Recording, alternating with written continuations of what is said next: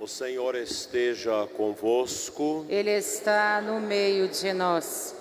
Proclamação do Evangelho de Jesus Cristo, segundo Lucas. Glória a vós, Senhor. Naquele tempo, os apóstolos disseram a Jesus: aumenta a nossa fé. O Senhor respondeu: se vós tivesseis fé, mesmo pequena como um grão de mostarda, poderíeis dizer a esta amoreira: arranca-te daqui e planta-te no mar, e ela vos obedeceria. Se algum de vós tem um empregado que trabalha a terra ou cuida dos animais, por acaso vai dizer-lhe quando ele volta do campo: vem depressa para a mesa?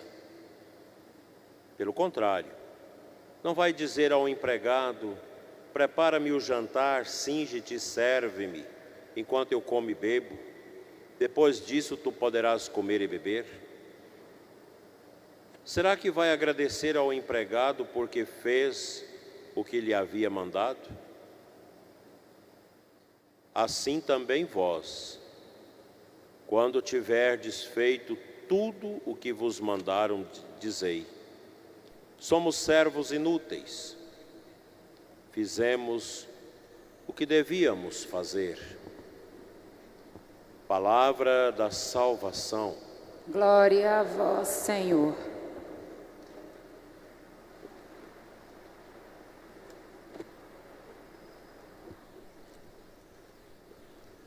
Amados irmãos, radioouvintes e internautas,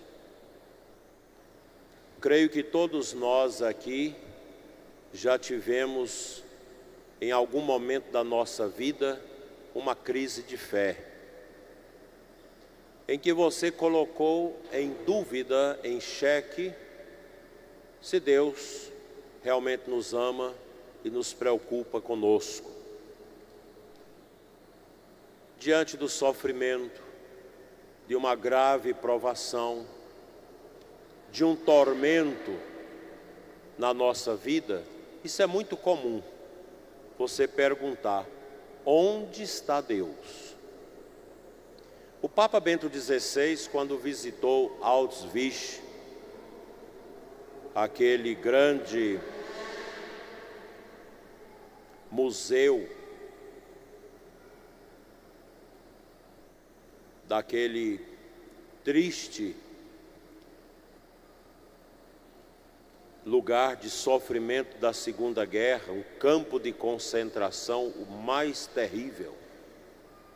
Quando o Papa viu aquelas milhares de cabeças, de crânios, restos, carvão de gente que foi queimada, tudo aquilo que é guardado como os rastros, sinais mais dolorosos do Holocausto, da Segunda Guerra, o próprio Papa perguntou: onde estava Deus nesta hora? Todos nós perguntamos. Essa semana mesmo, uma mulher que já perdeu 3 filhos em aborto espontâneo, e na 4ª gravidez o médico não lhe deu nenhuma esperança. E ela perguntava: onde está Deus? O drama humano nos acompanha. Os profetas viveram isso. Moisés também sofreu. E perguntou: onde estás?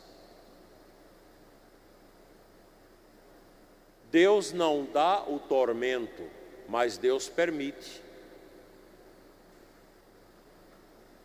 A gente vê muitos tormentos que a pessoa, no momento que está passando por aquela dor, não entende. Mas quando passa a tempestade, na oração, na espiritualidade, você começa a entender. Como diziam os antigos, Às vezes é preciso bater na bruaca para que o burro possa entender.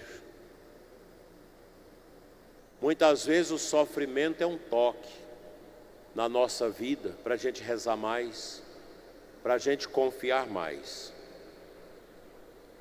E a fé, o ato de crer, não significa que a gente possa compreender tudo. Nós somos limitados. Ninguém vai compreender por que uma criança morreu ainda no ventre da mãe. Ninguém vai compreender o sofrimento do pessoal de Brumadinho, pessoal do Haiti,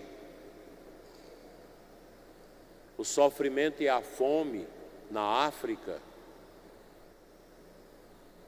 as prisões, os encarceramentos e as mortes na Nicarágua, na Venezuela, em Cuba. Ninguém vai entender isso, mas Deus dá um sinal através disso.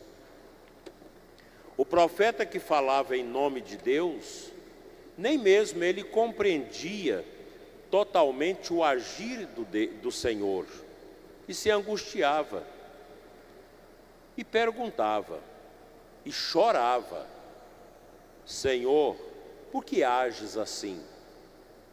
Por que tens caminhos, por que teus caminhos nos escapa deste modo?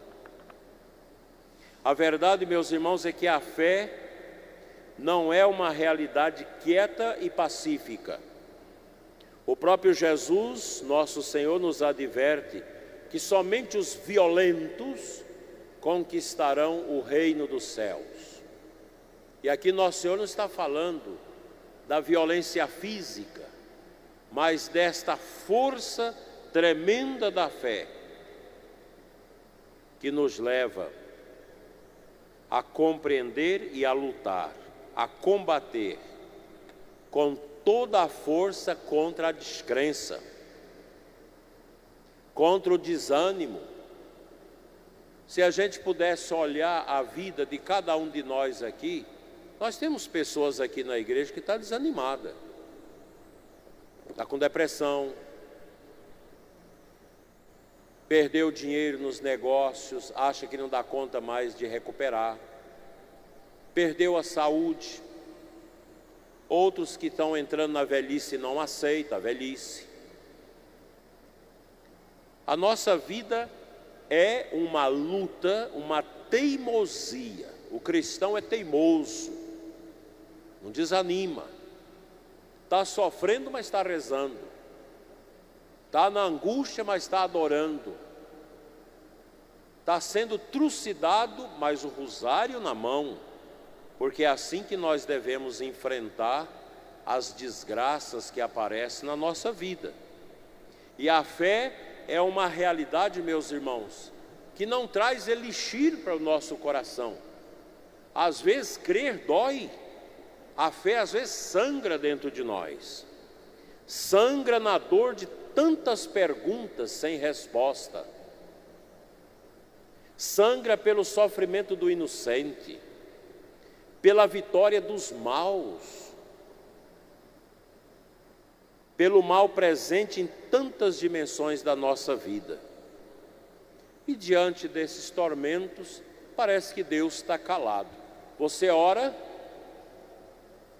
a nossa oração é como se a gente estivesse jogando pedras de estilingue em Deus.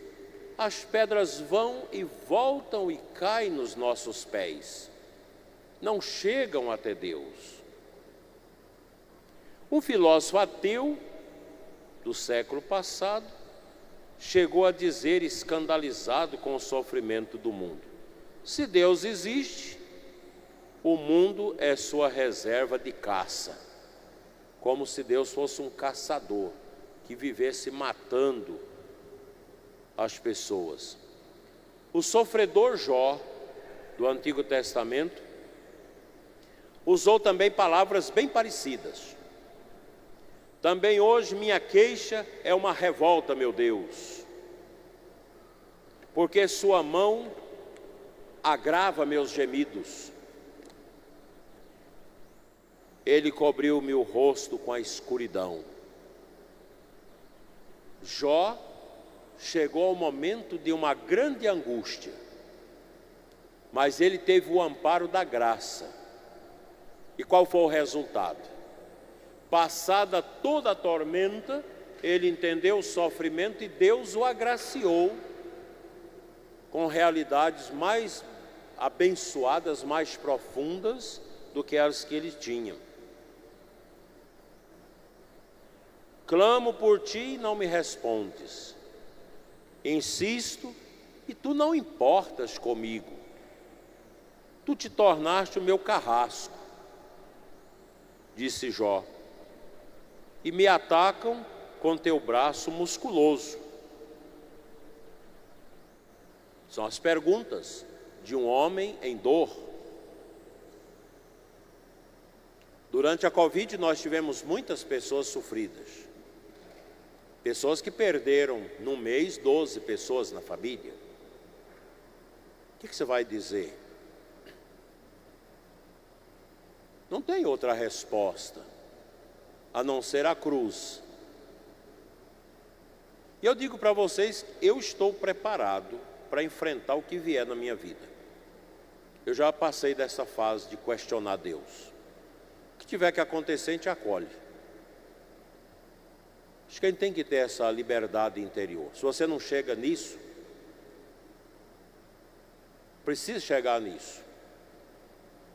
Vê aquela notícia daquela pessoa mais importante da sua vida que morreu.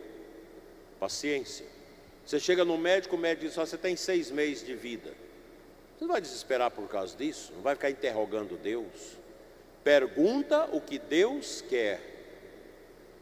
O que Deus quer de você. Eu sugiro vocês escutarem a última palestra do Padre Léo, antes de morrer. Quase todo mundo já assistiu, mas é bom assistir de novo. Buscai as coisas do alto. Vai lá no YouTube, Padre Léo, buscai as coisas do alto. Assiste essa meditação. Ele sentado, câncer acabando com o corpo dele, a cabeça pelada pela quimioterapia. Fez uma meditação impressionante. Outro dia uma mulher passou uma mensagem no nosso sistema de comunicação pedindo para que eu não falasse a palavra câncer nas minhas pregações e nos meus programas, porque o marido dela está com câncer e não aceita escutar essa palavra. Se ela estiver me ouvindo, ela precisa evangelizar o marido dela, falar de Deus para ele. Ele está agarrado ao corpo, ele está agarrado às coisas dele.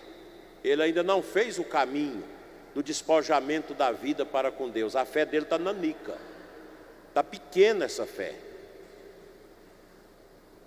Nós não podemos ser assim. Eu tive um colega de seminário,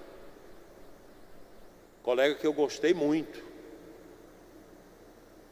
tinha 2,20 m, era um homem zarrão, 6 meses de padre, sentiu umas ínguas nas virilhas e nas axilas e debaixo do queixo, de uma vez. Foi no médico, o médico: é um linfoma gravíssimo, não sei se o senhor chega a 6 meses. Chegou a 4. No começo ele quis ter uma revolta, mas depois ele acomodou. Naquele tempo antigo, nem celular tinha, me ligaram para que eu pudesse conversar com ele. Conversei 1h20 no telefone com ele, orei com ele, ele chorou e no final diz: a minha vida, como a de Cristo, está nas mãos do Pai. E falou aquela frase de Jesus em latim: Imanus tu Dominum comendo o espírito meu. Nas tuas mãos eu entrego o meu espírito. Morreu em estado de santidade. Poucos meses de vida, mas intensamente viveu a sua comunhão com Deus. Então são muitas perguntas que nós fazemos a Deus. Por que, Senhor? Por que te calas? Por que teus caminhos nos são escondidos? Por que parece que não importas conosco? Por que teus desígnios nos são tão misteriosos? Porque a maldade e a impiedade parecem levar a melhor. Onde estás, ó Senhor, sempre presente? Por que os maus parecem viver melhor do que os bons? Por que tua presença parece ausência e tua mão parece inerte, não age? Essa é a dor que sangra das feridas dos crentes, de todos nós, porque nós não temos resposta. A resposta de Deus ao profeta na primeira leitura de hoje não explica, mas convida a crer novamente, a abandonar-se novamente, a teimar na perseverança. Quem não é correto vai morrer, mas o justo viverá pela sua fé. Deus é assim, nunca nos explica, mas nos convida sempre à confiança renovada, ao abandono nas suas mãos. Preste atenção nesse verbo, abandonar. Esse é o verbo que nós devemos conjugar na hora do desespero, na hora do sofrimento. Abandonar. Abandonar totalmente nas mãos dele. Ainda tudo pareça torto, ainda que o Senhor parece não ver e não se importar conosco, haverá um juízo de Deus. Quem não é correto para com o Senhor, quem é ímpio, morrerá eternamente. Os maus, os ladrões, os bandidos, os assassinos, os corruptos, os que roubam, os que tiram do pobre. E o Brasil nós temos imensos casos de corrupção. Eu tenho pena desses homens e mulheres corruptos, porque eles vão para o inferno. Eles morrem em cima do dinheiro roubado, mas não devolve, não pede perdão a Deus. Inferno. O inferno existe. Eu tenho certeza absoluta da existência do inferno como justiça de Deus para aqueles que resolveram andar no caminho torto.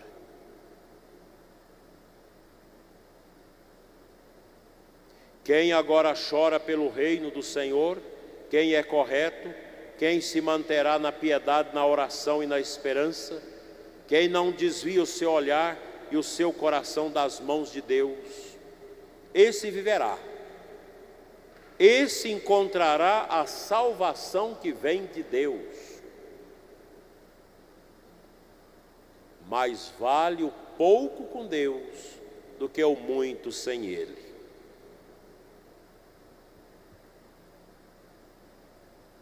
E a estes que roubam, que ajuntam, que compra a justiça, que compra tudo, não compra Deus, não compra a sua consciência. E chegará o momento do resumo. A nossa vida é como um grande triângulo. A gente peca aqui, esconde aqui, mente aqui, vai para cá, faz uma besteira aqui, corre para cá, vai fazendo, se escondendo. Mas quando chega no vértice do triângulo, você encontra com quem? Com você. Com você e diante de você o diabo que ri, que debocha, e a face de Cristo que sofre por ter te perdido.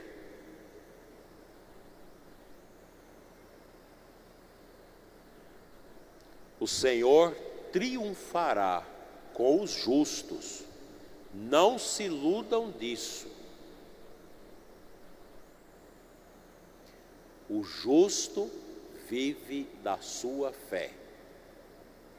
É isto que é tão difícil para o homem de hoje, que tudo deseja enquadrar na sua razão, e quando não enquadra, se revolta e dá as costas a Deus. E assim termina morrendo, porque viver sem Deus é a pior das mortes. O maior dos absurdos é uma pessoa morrer sem Deus. A gente tem tantos exemplos de pessoas assim. Mas o justo vive da fé, vive na fé, vive abandonado nas mãos do Senhor. Como dizem as palavras da antífona de entrada da missa de hoje, que está no missal. Coloca para a liturgia de hoje, tirada do livro de Esther.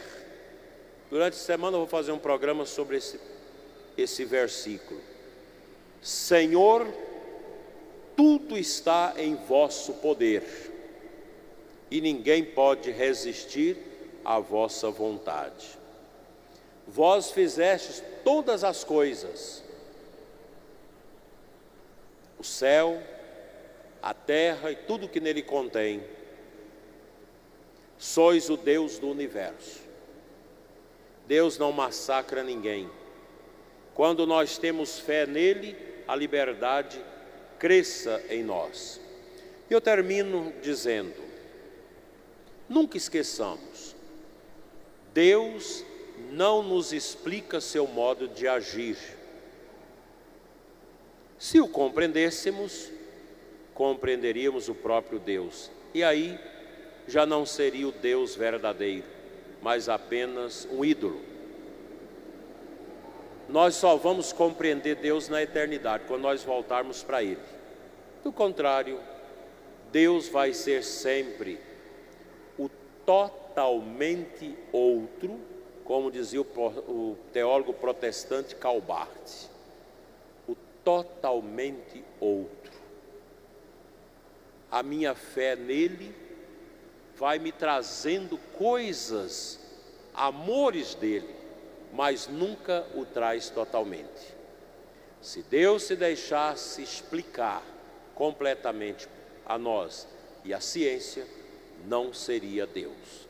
Portanto, meus irmãos, caminhemos no mistério, na estrada do mistério. Oração, jejum, esmola, humildade, mansidão, paciência, entrega, despojo, abandono. Que a Imaculada nos ajude. Creio em Deus Pai.